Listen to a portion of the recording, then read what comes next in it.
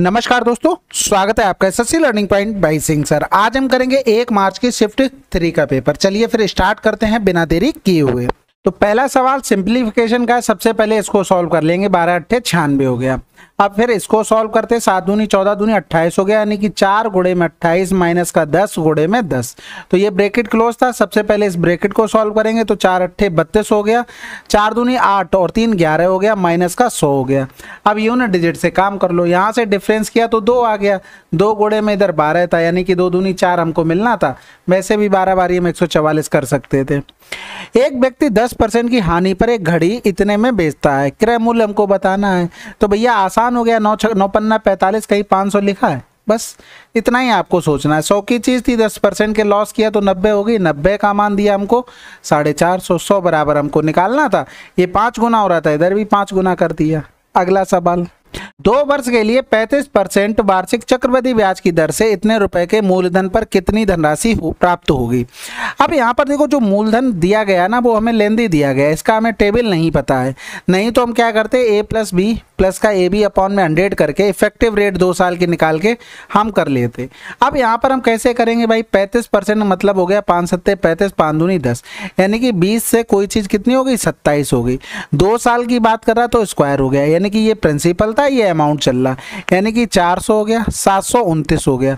हमसे पूछा गया है चक्रवृद्धि ब्याज की दर से इतने मूलधन पर कितनी राशि प्राप्त होगी, यानी कि अमाउंट। तो 400 का मान हमें दिया गया था 21500, हमें निकालना था मान 729 का। तो यहाँ से ये तो कैंसिल आउट हो गया। अब कैलकुलेशन यहाँ पर भी वही सेम बन गई, जाकि कुछ ज़्यादा फायदा नहीं हुआ। बस हम इतना कर सकते हैं, 200 प्लस का 15 और इधर हमारे पास हो गया 729। ठीक है, गुणा कर लेते। सबसे पहले 15 का ही कर लेते। तो 15 ने में 135 हो गया, 15 दूनी 30 और 13 जोड़ देंगे 43, हासिल लगा 4 हो गया। 15 सत्ते 104 और 15 सत्ते 105 और 4 119 हो गया। 15 सत्ते 105 109 हो जाएगा। अब यहाँ पर प्लस हमें ये करना पड़ेगा, यानी कि 2 जीरो तो आ जाएंगे।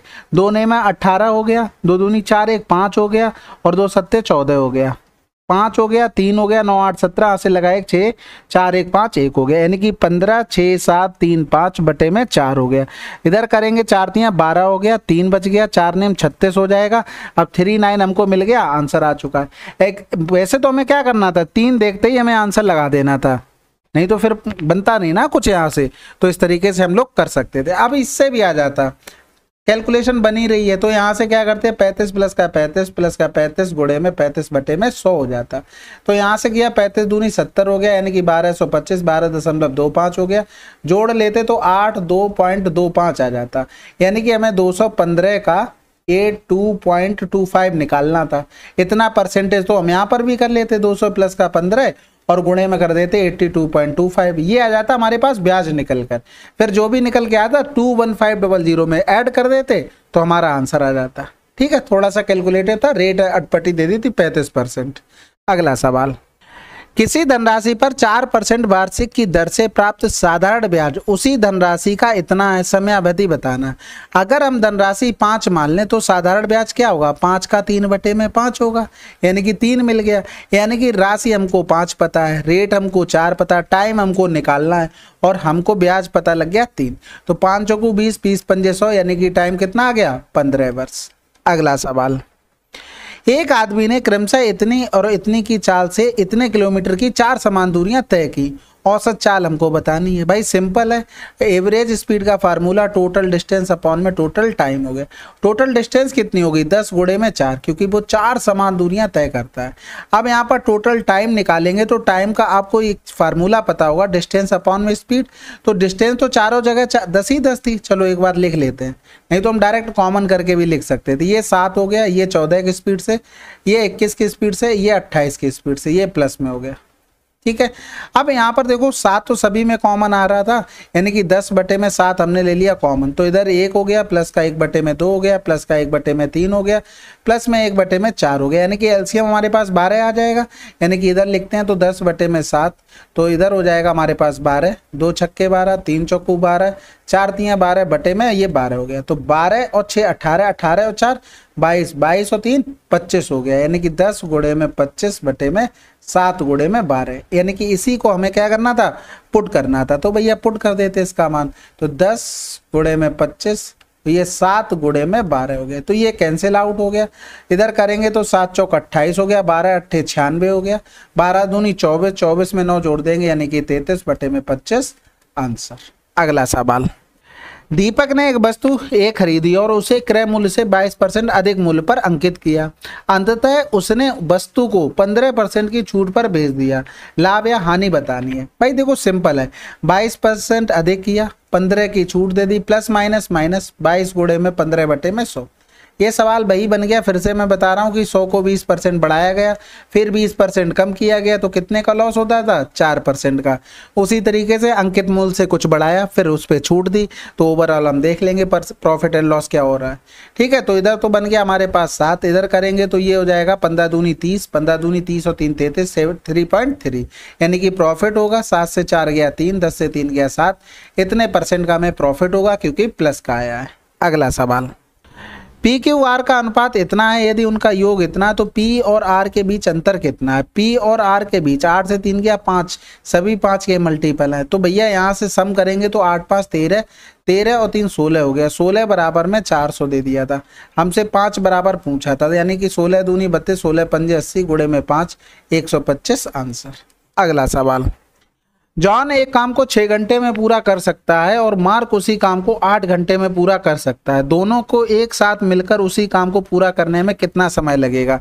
पिछली शिफ्ट में भी इस टाइप का सवाल आया था, मैंने आपको बताया था डायरेक्ट लिखना है, दोनों का गुणा अपॉन में दोनों को जोड़कर लिख दो बस। 2 चौकू 8, 2 सत्ते 14 हो गया, 24 बटे में 7 आंसर। अगला सवाल, आधार की त्रिज्या इतनी है, ऊंचाई इतनी है, तो बेलन का वक्र पृष्ठीय क्षेत्रफल क्या होगा। बेलन का वक्र पृष्ठीय क्षेत्रफल 2 पाई आर एच होता है।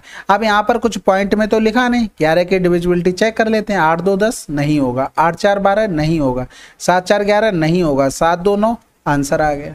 ठीक है, बस पॉइंट हो तो, अगर आपके पास टाइम नहीं बच रहा है तब तो 11 की डिविजिबिलिटी चेक कर लो, टाइम हो तो पॉइंट वाले को जरूर चेक कर लिया करो। कभी कभी क्या होता है राउंड ऑफ करके दे देता है, फिर आंसर गलत होने के चांस बढ़ जाते हैं। ठीक है, 2 दूनी 4 हो गया, 9 चौक 36 हो गया, गुणे में 22 करेंगे तो 22 छक्का 132 हो गया, हाथ से लगा 13, 22 तियां 66, 66 और 3 यानी कि 79 आंसर आ गया हमारे पास। अगला सवाल, एक्स और वाई मिलकर एक काम को 60 दिनों में पूरा कर सकते हैं। दोनों ने एक साथ मिलकर काम शुरू किया, लेकिन 30 दिनों के बाद एक्स ने काम छोड़ दिया।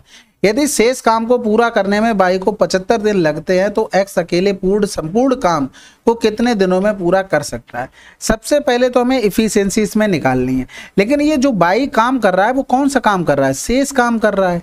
यानी कि एक्स और वाई ने कुछ दिन काम किया और उसके बाद छोड़ दिया। भाई 60 दिन का काम था टोटल, 30 दिन उन्होंने किया, तो एक्स और वाई कितना दिन का छोड़कर चले गए, 30 दिन का। यही वाई ने 75 दिन में किया, यानी कि एलसीएम लेंगे तो 150 हो गया, इसकी इफिशियंसी 5 होगी, इसकी इफिशियंसी 2 हो गई।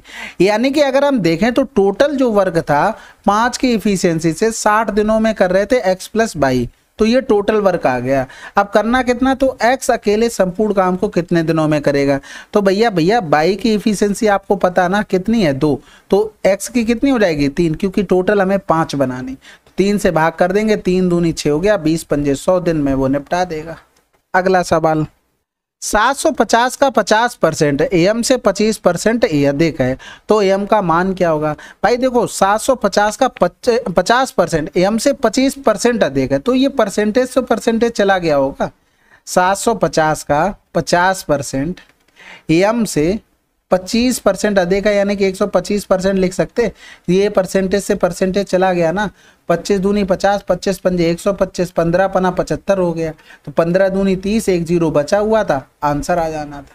अगला सवाल, एक वस्तु का विक्रय मूल्य इतने रुपए है, यदि 22% की छूट दी जाती है तो वस्तु का अंकित मूल्य कितना होगा। भाई ये तो विक्रय मूल्य है, यानी कि मार्क प्राइस अगर 100 मान लें, इस पर 22% की हम छूट दे दें तो 78% ये सेलिंग प्राइस बचेगा। इसी का मान 1482 दिया था और हमसे अंकित मूल्य यानी कि 100 का मान पूछा था, यानी कि 1482 अपॉन में 78 इंटू में 100 हो गया। अब 8 में किसका गुणा करें कि 2 मिल जाए, 8 दूनी 16 नहीं मिलेगा, 8 एकम 8 नहीं मिलेगा, 8 ने 72 2 मिल रहा है, 8 2 64 नहीं मिलेगा आंसर। अभी भी अगर डाउट हो, भाई मैंने इसमें किया है 8 गुणे में 9 करके देख लिया, 2 मिल रहा, ऊपर भी 2 था। अगर नहीं विश्वास है तो 19 का गुणा कर लो भाई, 19 अट्ठे 152 हासिल लगा 15 हो गया, 19 सत्ते 133 और 5 138 और 10 148 हो गया। डायरेक्ट देख लो, क्रॉस चेक कर लो, और क्या अगर विश्वास ना हो अपने ऊपर तो। 90 मेजों का क्रय मूल्य x मेजों के विक्रय मूल्य के समान है, यदि 50% का लाभ होता है तो x का मान क्या होगा। देखो 90 मेजों का क्रय मूल्य है ना, अगर हम क्रय मूल्य 100 मान लें, 50% का लाभ चाहिए तो 150 हो गया, यानी कि 5 दूनी 10 5 तियां 15 हो गया। ये तो हो गया कॉस्ट प्राइस, ये हो गया सेलिंग प्राइस, यानी कि 2 गुणे में 90 जो बराबर है वो 3 गुणे में x मेजों के बराबर है। तो यहाँ पर x बराबर 3 त्रिका 9 3 दूनी 6 60 आ गया, यही तो निकालना था। अगला सवाल, 1 से 19 तक कितनी भाज्य संख्याएं हैं। अब 1 से 19 भाज्य निकालनी, देखो 2 एक अभाज्य हो गई, 3 हमारी अभाज्य हो गई और 5 हमारी ए भी हो गई 7। और एक चीज ऐसे भी लिख सकते थे, कैसे, एक नंबर बताया था 44 22 322 और 321 हो गया। ठीक है, हमने 19 संख्याओं तक जाना था। अब ये 1 से लेके 10 तक है, ये 11 से लेके 20 तक संख्याएं वो संख्याएं हैं जो हमारे प्राइम नंबर है। ये पूरा प्राइम नंबर का लिखा है, नंबर याद कर लेना, बहुत काम में आता है। टोटल 8 हो रही थी तो इसमें से 8 माइनस कर देंगे, यानी कि हमें भाज्य संख्याएं अभी कितनी मिली, 11।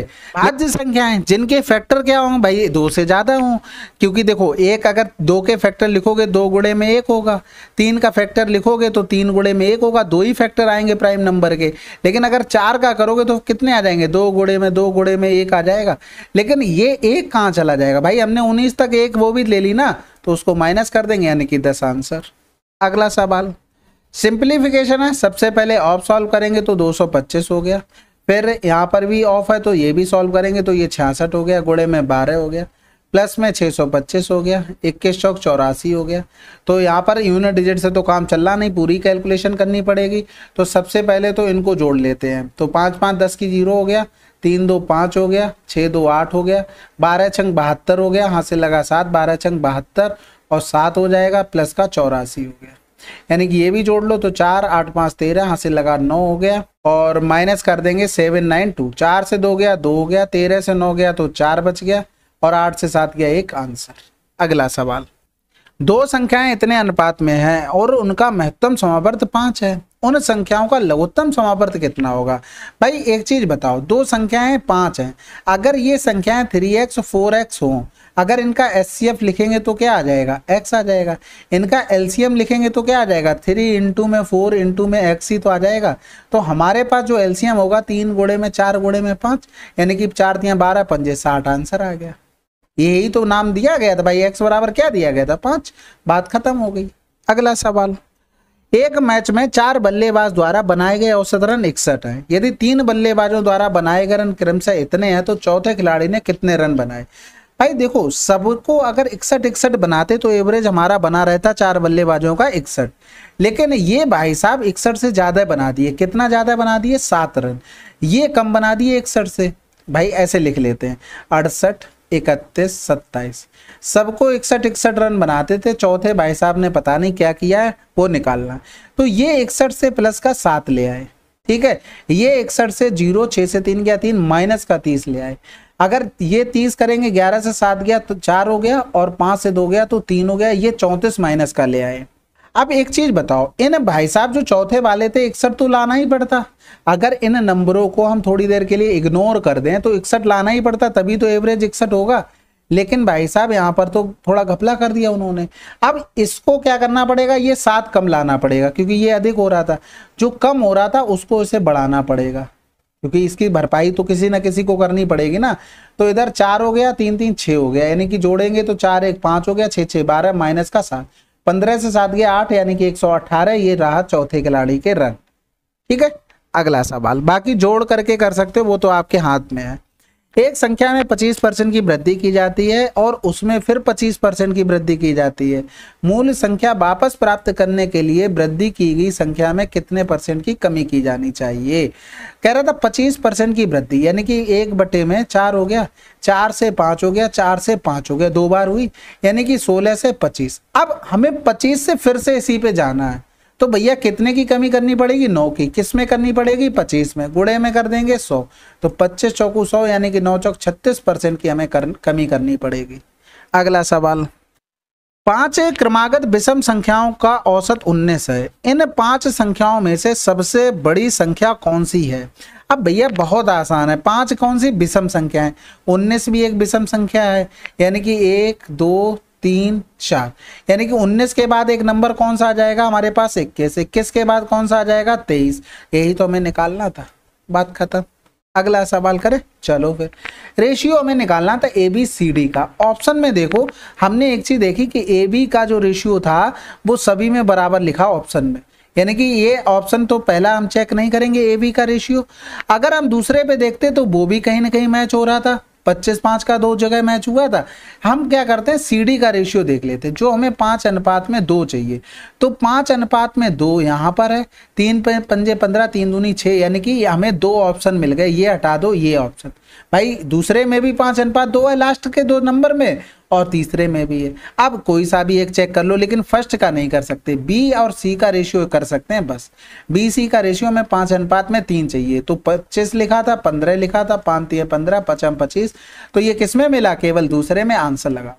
रेशियो मेंटेन करने की जरूरत नहीं है, आप करना चाहते तो कर सकते हैं, वैसे ऐसे जल्दी आंसर आ जाता है, आपको ओरल बस देखना पड़ता है। ठीक है, चलो फिर ये 1 मार्च की हमारी 3rd शिफ्ट थी, इसको भी हमने समाप्त कर लिया है। ये ऊपर नंबर पे आप ध्यान नहीं देना, ये 3rd शिफ्ट थी आपकी। ठीक है, चलो फिर मिलते हैं अगले वीडियो में, तब तक के लिए जय हिंद, जय भारत।